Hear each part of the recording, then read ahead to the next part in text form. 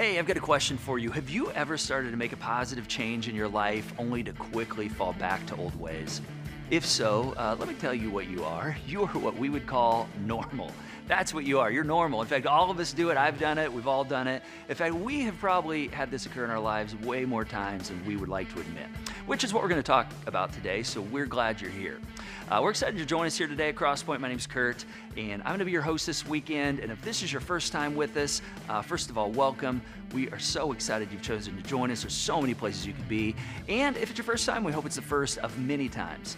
Now, we would love to hear from you and connect with you, and the best way to do that is to text this word right here, connection, to this number, 25827, and you'll get a connection card through text, or you can fill out the form next to the stream with your name, any contact info you'd be willing to share with us. If you do share your email address, we'll keep you in the loop on everything happening around here at Crosspoint. And if you share your mailing address, we'll drop you something in the mail this week, a small gift, simply as a way of saying thank you for joining us today.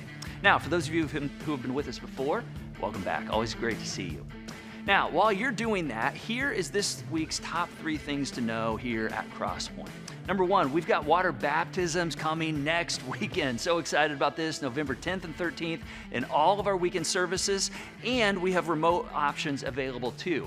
So if you'd like to take the next step of water baptism as your way to punctuate the Live Free journey, or maybe this is just a step you're ready to take in your life because you've committed your life to Jesus, we want to help you take this next step and celebrate this great moment with you.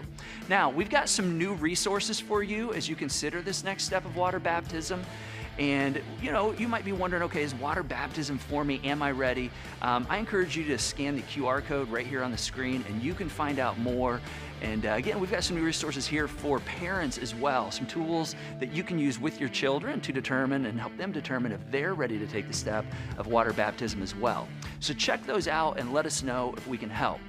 Number 2, Crosspoint Student Ministries continues to do the Live Free journey along with the rest of us here at Crosspoint, and they're going to be meeting this Sunday evening here at the Crosspoint campus at 6 p.m. This is for all 7th through 12th grade students, and they're going to have a chance to hear some teaching, have breakout groups, as well as tons of opportunities to make lasting friendships.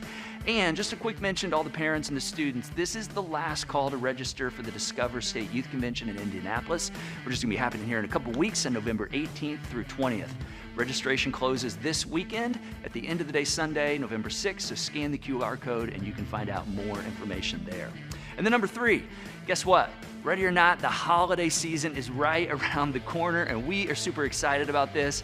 And it's gonna all kick off here in a couple weekends with a brand new Thanksgiving Thank You Notes weekend on November 17th and 20th as we head into Thanksgiving week. We wanna help you jumpstart the Thanksgiving week. And we're also gonna kick off the holiday season with a pre-Thanksgiving after party after the early weekend service here at the Crosspoint campus on Thursday, November 17th only. And it's gonna feature holiday-themed drinks and desserts. And so we look forward to seeing you and hope you will join us here as we begin to bring the holiday spirit. And then the following weekend, we're going to bring back At the Movies for an At the Movies Christmas edition beginning November 27th as we look at some of the Christmas classics and the threads of faith that run through some of the most beloved Christmas movies. And again, this is a great opportunity anytime we're in a movie series for you to bring some friends and get some free movie tickets. And because the season's all about generosity, we're also going to be kicking off the Spread Some Cheer initiative. And this is kicking off next weekend, November 10th and 13th. And this is going to include giving tree gifts, as well as holiday meal boxes who feed many, many people, hundreds across our community that otherwise won't have a meal this holiday season. So I mean, lots and lots of stuff, a lot of love flowing out of this place over the next few weeks, which is why we think this is one of the absolute best times of the year, and we hope to see you here at Crosspoint. All right, we have got a great service for you today. I'm so excited you're joining us. We're continuing the Live Free journey. We're helping other people get to new places of freedom and helping ourselves move that direction as well. And to do that, we have to stare down the things that keep us in prison, keep us tied down. Perhaps they've kept us tied down for years. And we've got to decide if we're going to kick them to the curb. And we're going to endure the resistance that comes in the process. So to do this, you need people in your life that are not only championing your freedom, but also walking with you as you take steps toward that freedom. So to get us started today, headed in this direction, we're going to go to the venue. And this is Brad and the Crosspoint Band with Callum Scott's hit, Run With Me.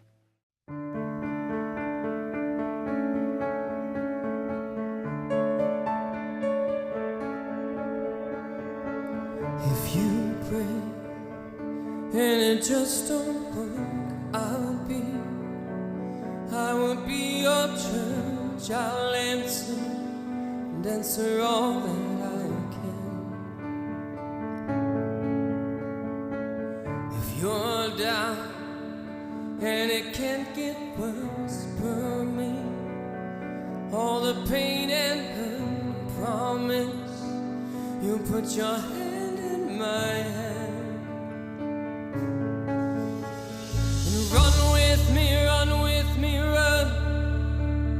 Jump with me, jump with me, jump. The world ain't got nothing on us. So run with me, run with me, run. And run with me, run with me, run. Jump with me, jump with me, jump. The world ain't got nothing on us. So run with me, run with me, run.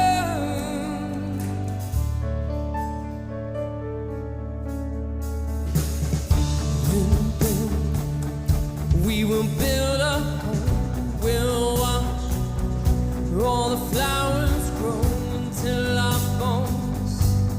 bones can't hold. Oh yeah, take my heart if yours don't beat. Take my love if yours can't breathe. And if you need, you can take my body. And run with me, run with me, run. Jump with me, jump with me, jump. The world ain't got nothing on us.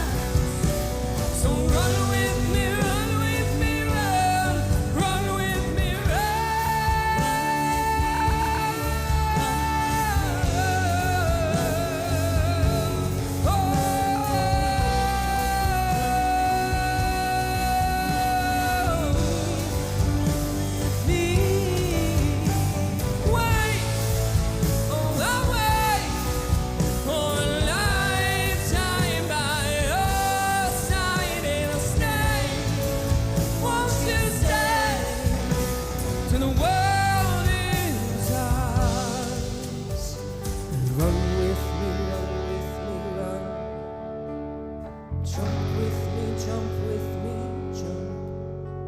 the world ain't got nothing on us.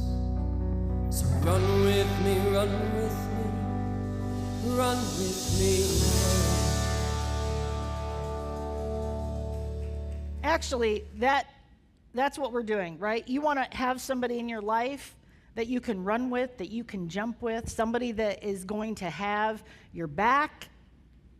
That's the way to do life. There was somebody who did not have my back. It was my English high school teacher. She did not have my back. I never got above a C on any paper I had ever written. And I thought I could write pretty good. In fact, there was this one time specifically, I remember staying after class, and she was showing me all the red marks on the paper.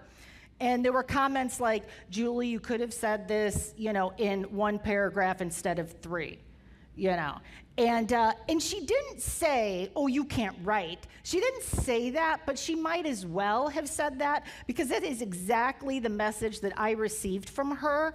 And I was just like, oh, okay. So I can't write. So that's been in my head, since high school. And about 4 years ago, I felt the Lord leading me to write a book. And so I went, nope, not gonna do it. Not me, not this girl. That is way too hard. And if you remember, C is the highest grade here, so no, not gonna do that. Well, guess what? I'm writing a book. Yes, so we see how that went, right? And I thought, well, I better learn. And so I started going to some writers' conferences and to learn about the publishing world and just to really learn how to write. Who's really written, unless it's your job, since high school? And so I met some really great people at these conferences. And I was at one, and I'll never forget, what it's like when you go to a conference, right? Whether it's for work, your brain is ready to explode. Am I right? I mean, by the end of the conference, you are so fried. You're like, I don't know if I've, retained anything. And it was in that moment at a conference where I remember sitting there thinking, second guessing myself. I'm like, you know what? You are not doing this. Like, you really are in over your head. There is no way that you're going to be able to do this. And a month ago, I had met a gal named Denise, and we exchanged information, and we never had talked yet or exchanged any emails or anything like that. And so after this particular session ended, I got a ding, and it was like, it didn't say you've got mail, because that's like ancient, right? But it was the notification of I had mail. And so I was checking my emails, and there Denise had sent me an email. And in the email, she basically was encouraging me. And I was like, this is interesting timing.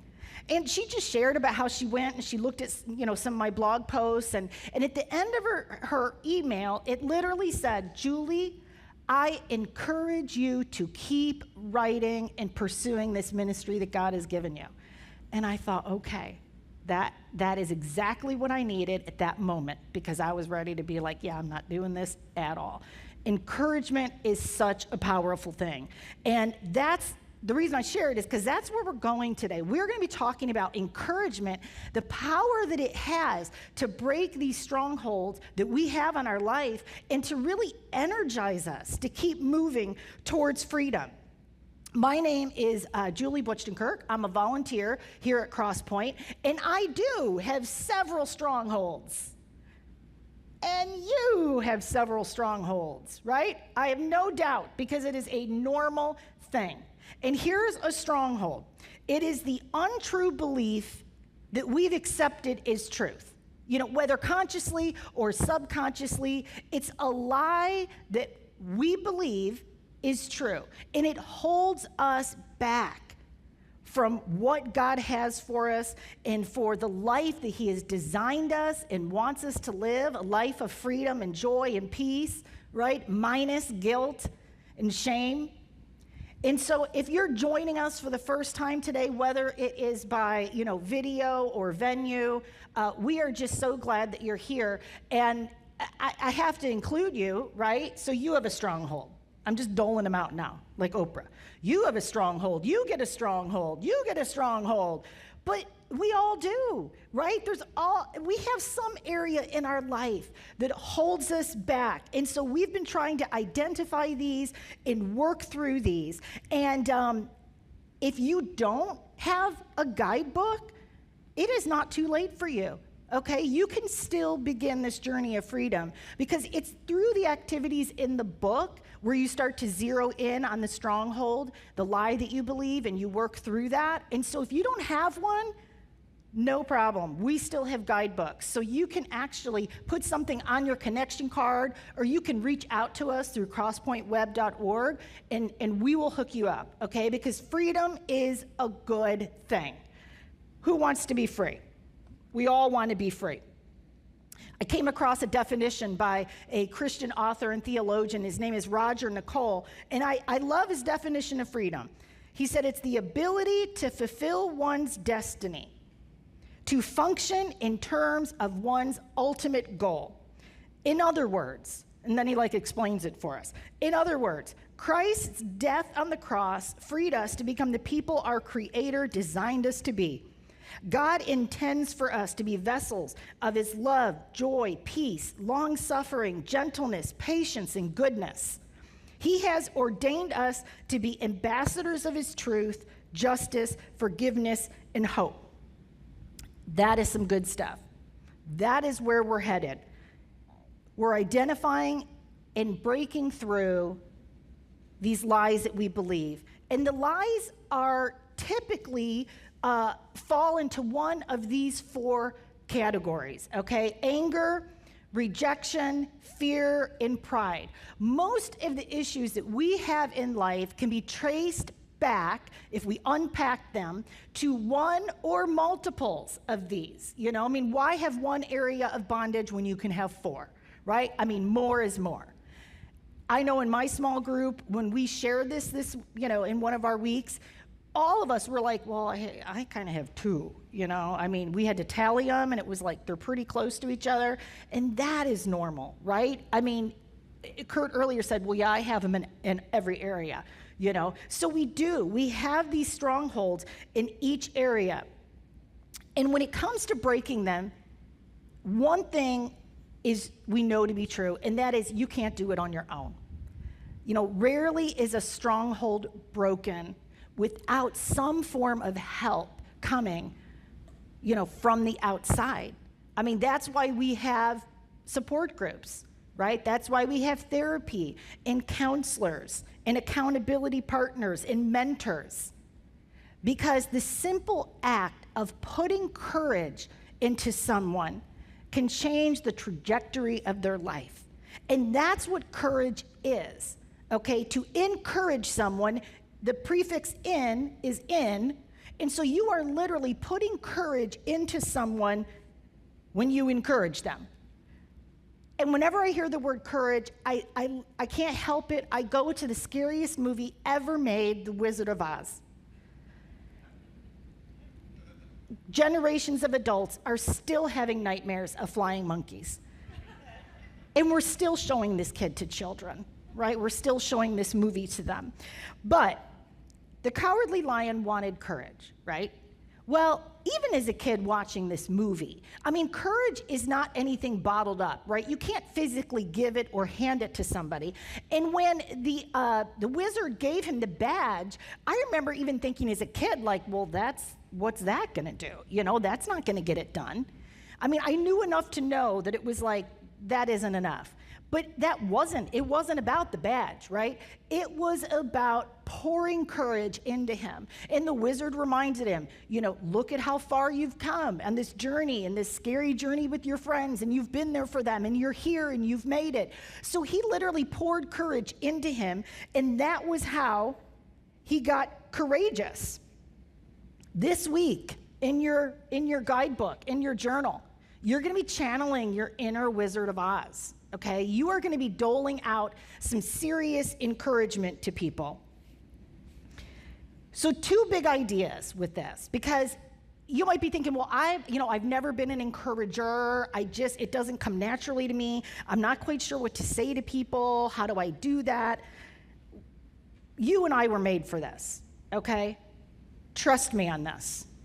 And 2 reasons. Okay, the first is that God has freed us so that we can put courage into others. You know, God is always about the person still needing to be free. He is always about pursuing the lost. He leaves the 99 to find the one, right? He is constantly drawing people to him that are still in bondage and need to be free. And the amazing thing is that he asks us, he wants to use us to be a part of helping others find freedom. Have you ever seen 2 little kids and they're helping each other? You know, I mean, you've probably seen something on YouTube or Instagram. You know, imagine the little kindergartners, one's helping the other tie the shoe, and it's like, you just learned how to tie your shoe. How are you helping somebody else tie your shoe? And it's just like precious. Or maybe you have children and you've seen them helping each other, and it just melts your heart. And this time of the year, just make sure you got Kleenex in the living room, right? Because what's coming? All these sappy ads. I'm telling you, they're coming for you. And it's usually about people somehow coming into one another's life and being there for each other. Even grown adults, when we see people helping another person, it pulls on something in us. And I think it's really because what we're seeing acted out is you're seeing Jesus. That's what you're seeing. Because Jesus needs to use us as vessels. We're his hands and feet. And so when we see people helping each other, encouraging one another, I mean, that's the power of community. That's the power of encouragement. You just heard how we're going to have baptism coming up, okay? Well, maybe you've thought about being baptized, but you just haven't done it yet for whatever various reasons. Maybe you're just nervous or scared. You don't want, people seeing you, or, that's fine, and that's totally understandable. But we do not want you to miss out, okay, on that step of your faith. It is a powerful, powerful thing. So if we can encourage you and come alongside you and give you that oomph that you might need to take that step to be baptized, bring someone with you. How cool is that? I mean, you literally can, you know? If there's been someone in your life who's made a difference, I mean, no matter who it is, if it's a friend, a coworker, you know, one of your parents, you know, you can actually walk this holding their hand. You know, they can be with you, you know, in the tub. Which is just a really funny visual all of a sudden. Because I'm just like picturing, you know, Pastor Kurt in there and the person being baptized, and, you know, you've brought like 3 friends and then they've brought some friends, and, you know, we can't do that. But we can totally encourage you, okay, that you can do this, and bring someone with you if you need to. Okay, so God's freed us so that we could put courage into other people. The second big idea is when you help others get free, you experience more freedom. It seems crazy, like, well, if I'm still kind of sort of in bondage and working through things, I'm not totally free in this area, and now I'm going to try to help somebody else. If you've ever noticed, God's ways are just not our ways. Ugh. Often the way he does things is just counterintuitive, right? I mean, it's paradoxical. I don't know if that's a word. Somebody check. I think it might be a dinosaur, but it sounds good, doesn't it? I mean, the way he works is just so paradoxical. You know, the first shall be last, and the last shall be first. The more you give, the more that you receive. The more that you obey what God asks you to do, the more freedom that you begin to walk in. And so when you begin to help others get free, something happens, right? You begin to get free. Jesus actually tells his followers in Matthew 10:8, he says, hey, freely you received, now freely give. Go, do for other people. You've seen what it's like to be free from the lies and the untruths. You know, share that. And when we take our eyes off of ourselves and we begin to pour into other people and focus on other people, something is unlocked in the spiritual realm. And I don't know how it works, but it's the paradoxical way that God works, right? So we experience more freedom by helping others get free. So how are we going to do this? You're like, once again, I'm not an encourager. You know, could you give me a list? Is there some nice things I can say? You know, what do I do? Well, you actually kind of sort of have a tiny bit of a list in your guidebook. So this week, as you get into that, there's actually verbiage that you can use to people who might be in one of those areas of like the anger or the pride. There's words there that you can use, examples of how to encourage and minister to somebody. So the guidebook is going to do that for you. But there's other things, okay? Here are some ways that we are going to help others get free through encouragement. Okay, this is something we can all do, the first one. And that is basically share our stories and share our scars. Which is hard to do sometimes, you know? But scars signal something. Scars show that there has been healing. When I was 9 years old, I flew off of one of these merry-go-round things and I split my back open. They no longer have these at the parks, by the way. But it was like one of those things you sat on, and I flew off, my cousin was spinning it, and I landed on a pile of glass, and it literally just split my back wide open. And so to this day, I still have a scar right, you know, down my back. And it doesn't bother me at all, because when I see it, I do remember. I mean, I'm like, man, that really hurt. Gosh, I remember what that was like. But it's healed now. The pain is gone. And when we see scars, it shows, right, that healing has taken place. You've gotten to the other side of the pain. And that's really what we all want, right? That's what we need when we're trying to pursue freedom. In fact, some people can only believe things are possible if they see the scars, right? They want proof that, okay, Can I do this? Is this legit? In fact, one of Jesus' closest followers, named Thomas, which you probably recognize the name, Doubting Thomas, right? There's an encounter that he had with Jesus, and it's recorded in the Gospel of John, chapter 20, verses 24 to 29. I want to read it to you. It says, "But Thomas, one of the 12, called the twin, was not with them when Jesus came. So the other disciples kept telling him, 'We have seen the Lord.' But he said to them, 'Unless I see his hands, the marks made by the nails, and put my finger into the nail prints, and put my hand into his side, I will never believe.' 8 days later, his disciples were again in the house, and Thomas was with them. Jesus came, though they were behind closed doors," which is kind of funny. Like they pointed that out, kind of like we're imagining like, oh, he walked through the doors. I just think it's kind of interesting that they put that in there. So though, to like show, wow, he really is powerful. He can go through a closed door. And stood among them and he said, "Peace to you." Then he said to Thomas, "Reach out your finger here and see my hands, and put out your hand and place it in my side. Do not be faithless and incredulous, but believe." And Thomas answered him, "My Lord and my God." My bad. Here's one of Jesus' closest followers, right? This guy lived with him, talked with him, ate with him, heard his teaching, saw miracle after miracle after miracle, and he was somehow still held back by this lie. And the lie was that he didn't believe that Jesus could do what he said he was going to do. And that was rise again. And this is still a lie for many of us. I know for me, this is a lie in certain areas of my life. Do I really believe that Jesus can do what he said he can do, or what he told me he's going to do?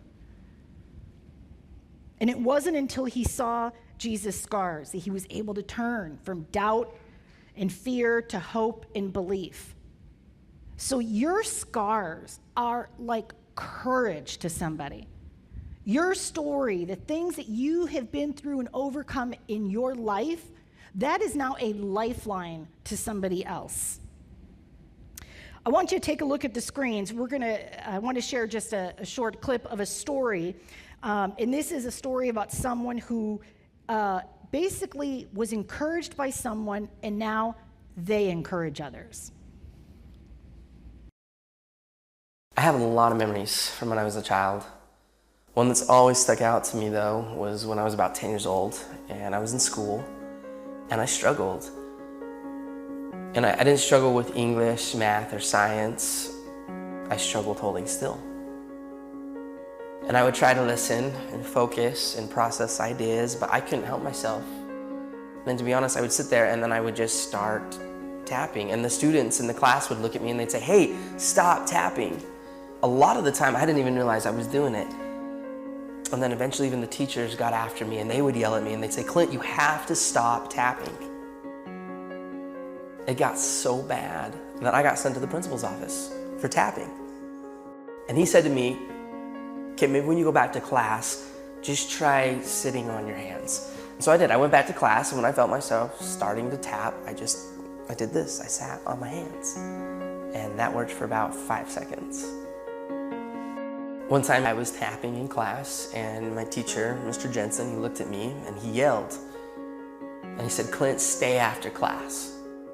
And I thought to myself, this is it. I am done. Now, I've always been the type of person that believes that a single moment in time can change a person's life. And this was one of those moments for me, and I will never forget it. And so I was sitting there with Mr. Jensen and an empty classroom. And he walked past me and he sat next to his desk and he said, "Clint, come here. I want to talk to you." And as he looked me right in the eye, he said, "Now, I need you to know something. You're not in trouble. But I do have just one question that I have to ask you." And he asked, he said, "Have you ever thought about playing the drums?" And in that moment, Mr. Jensen, he leaned back and he opened the top drawer of his desk. And he reached in and he pulled out my very first pair of drumsticks. And he held them in his hands and he looked at me and he said, "Hey, Clint, you're not a problem. I think you're a drummer.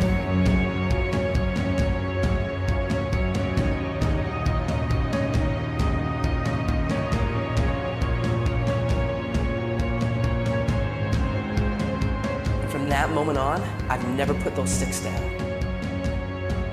I've toured, recorded, and played drums all over the world. My whole college education was paid for with drumsticks in my hand. Just because of a single moment in time when somebody believed in me, and he saw something in me that I didn't even see within myself. And from that moment, I learned that there's a difference between being the best in the world and being the best for the world. That is just awesome. And I am telling you what, that quote, there's a difference between being the best in the world and being the best for the world. That'll preach. Not today, but that will definitely preach. That is something that we would do well to remember. But I want to point out something. Here's what I don't want you to miss, okay? Here's this little boy named Clint. And I can't remember what age, but he's really young. And he is already, okay, being pulled into a stronghold. He is already starting to believe a lie about his value and about his worth, that he is a problem, that he is disruptive, that he is unwanted. And it took somebody on the outside to reach in and show him the truth. You know, in one moment, like he said, of encouragement, changed the trajectory of his entire life. And now he's able to go and do that for probably countless of other people. And so share your stories, share your scars with people. That's a way that we can help others get free, because that's encouraging, that gives them hope. Another way that we can help others get free through encouragement is to be willing to get in the cage with them. Okay. So this is beyond sharing your story, because obviously you can share your story in front of people and that could be it. This is like the people you do life with, okay? This is those you interact with on a daily basis. You know, being willing to help them get free means that we kind of have to be in the cage with them. And I say cage because when we believe things that aren't true, right, and we're restricted, I mean, we might as well kind of be in a cage. We're imprisoned, right?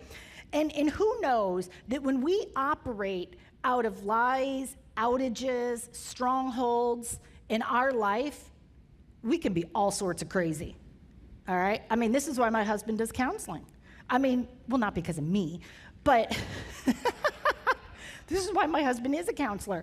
But when we operate, we do things, right? Our behavior is affected by the lies and the things that we believe. So when you're willing to get in a cage with someone and help them, it's just going to require a little bit more from you. It's going to require time. You know, if you are a part of a small group experience, then you've taken time. You've intentionally, been meeting with people, coming alongside them, and sharing stories and helping one another get free, right? So you've made that a priority. There are lots of areas that we can get into the cage with people, and it's just going to cost us something. We may have to be more forgiving. When you see somebody operating their behavior as a result of a lie that they believe, we may have to extend more forgiveness to them. We may have to have a little bit more patience. And we can encourage them by reminding them of the truths, that I love you just the way you are. You don't need to accomplish these great things. You are worthy. You are valued. Third way that we can help others get free through encouragement is pointing them to Jesus, right? The author and finisher of our freedom. going to the cross so that we can live a life of true freedom to where we are made right with God. So we don't have to live condemned and guilty and feeling shameful. And so we can point others to that same freedom. We've been referencing Hebrews 10, verse 24 throughout this journey. It's going to appear again in your guidebook this week, but I want to spend just a minute or two, okay, looking at the context of this passage. Because when we read this, and if we don't know who this is written to or why it was written, I think it comes across as just a really feel-good passage, right? Like, yes, let's do some good deeds and let's help each other, remind each other to do good things. When in fact, the whole book of Hebrews was written to a group of Jewish believers who were like ready to chuck it all. It was written between 43 and 100 AD, so it wasn't that long after Jesus' resurrection. And so there were people still living that had heard about it, possibly seen it, and they were growing weary in their faith because at this particular point in time, the believers' persecution was now entering the early church. And so they're growing weary. They're ready to chuck it all and just go back to Judaism, which was the Mosaic law, all the rules, all the regulations. They didn't necessarily have the strength to continue in this new faith. They were tempted. And so the writer of Hebrews is trying to put courage into them to continue to believe. And he does it by stressing the importance of community and encouragement. So I'm going to read it again for us. It says, "Let us consider how we may spur one another on toward love and good deeds. Let us not give up meeting together, as some are in the habit of doing, but let us encourage one another, and all the more as you see the day approaching." This passage isn't about just encouraging each other to bring, tuna casseroles to your neighbor. This passage isn't about checking a box on Sunday morning. Oh, it says here that, okay, I have to let's not give up meeting together. Oh, that means going to church. And let's see, some are in the habit of doing, they're falling away, they're not going to church. Okay, it can't be like them. Jesus never preached synagogue, going to church. That is not what this was about. This was not let's give up going to church together. This was about the people that were falling away were the people who were falling away from the faith, that weren't able to stand. And so the author is saying, hey, the only way you are going to make this through, I'm telling you, is if you have community and you have encouragement. You have to remind yourself of what you believe. You have to remind the people in your life of what you believe. Because we all go through points of doubt. We all go through times where we go, are you kidding me? And unless you're in community, unless you do have some people in your life who are going to encourage you and remind you, it's going to be very difficult. So this is still true for us, 2,000 plus years later. The message is still the same. If you want to keep growing, if you want to develop roots so that you can stand, then you need to have people in your life who are going to be a champion, okay, of your faith. There's just no room, all right, in the Christian walk for a lone wolf. This for friends and family. Chaz Michaels walks it alone. That's why they call me the lone wolf. On my back there. 5.9. There's just no room for that. There is no room for a lone wolf, right? A lone wolf is the person who goes off and says, well, I don't need anybody. My faith is my own. I can follow Jesus the way I want to. It's private. That's the complete antithesis of what Jesus had in mind. So you can't be a lone wolf. And maybe you're a lone wolf the other way. Maybe you're thinking to yourself, I can't do that, Faith. That's just way too hard. I'm not going to be able to do that on my own. And you don't have to. You don't have to try to do this thing on your own. Okay, so promise me that you will not be a lone wolf. Because here's the thing, okay, I did some wolf research. lone wolves are really not lone wolves. Now, they call them lone wolves because they leave the pack, but they leave the pack for a purpose. They leave the pack because they either have to find a mate or they need to find a better place to live. The food is scarce, so they leave the pack to go do that. But you know what the ultimate goal is for a lone wolf? Community. The ultimate goal is to get the new pack going. So even wolves are wired for community, okay? We are wired for community. That role of spiritual encouragement in your life can be the thing that keeps you from giving up your faith. And maybe you encouraging somebody else, right? You actually are going to encourage and help somebody else to maybe come to faith for the first time.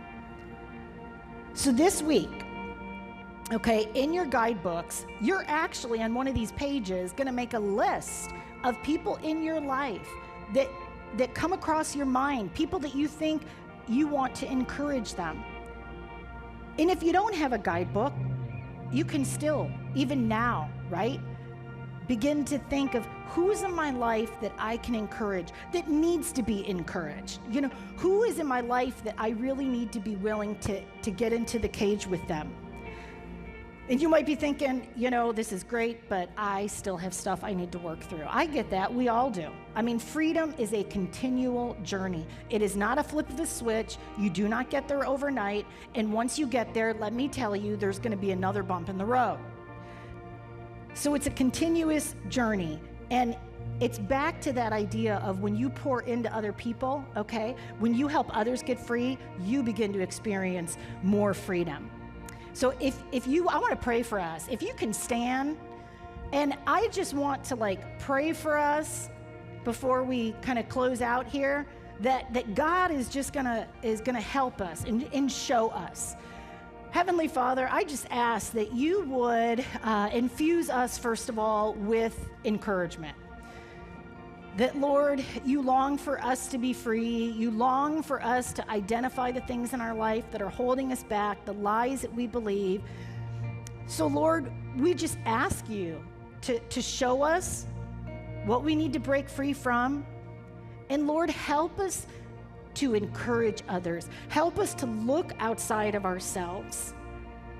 Lord, help us to be in community so that we can be encouraged, and so that we can encourage others. Because, Lord, we know you have amazing things in store for us. And you can't wait to lead us, Lord, to the next place. And you are the author of freedom, and you have it for us. And we just pray all of this in your name and in the character, in the name of Christ. Amen.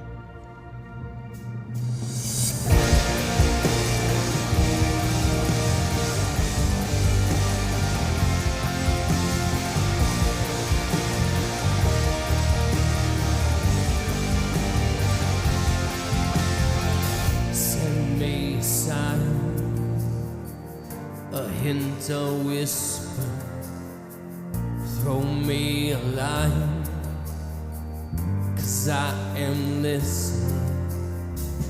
Come break the quiet, breathe your awakening, come be the light, 'cause I am fading. Surround me with the rush of angels' wings.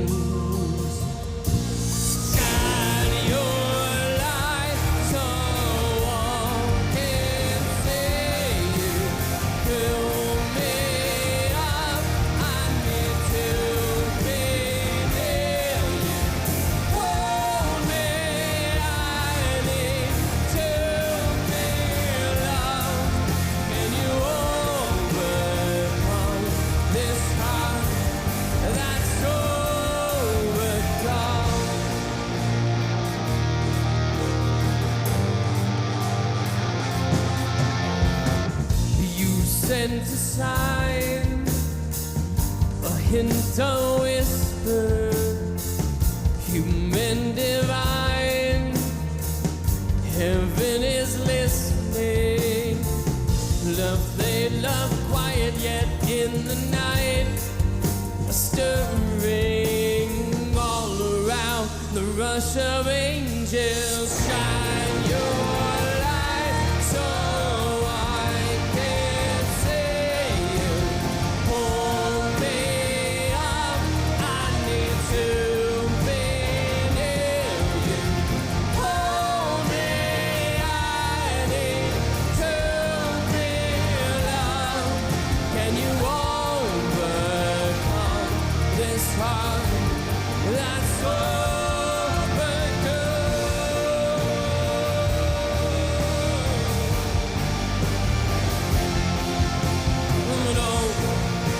wonder of greatest love has come.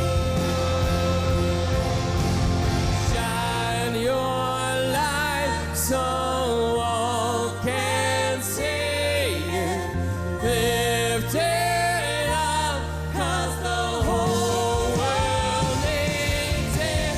Love has come once, joy to hear it. He has overcome, he has overcome, he has overcome, he has overcome.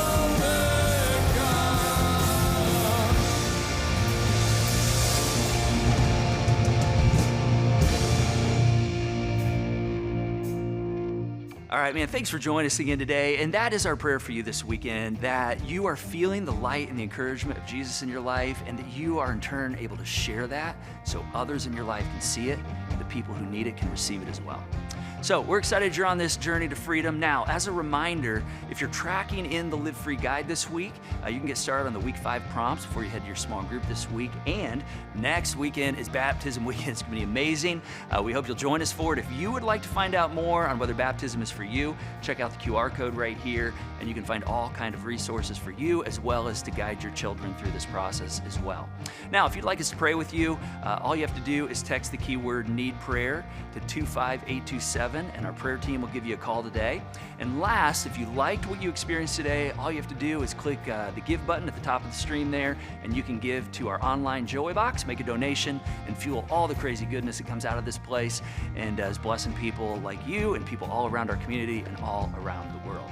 All right, have a great week. It's great to have you here today, and we can't wait to see you next time. Shine your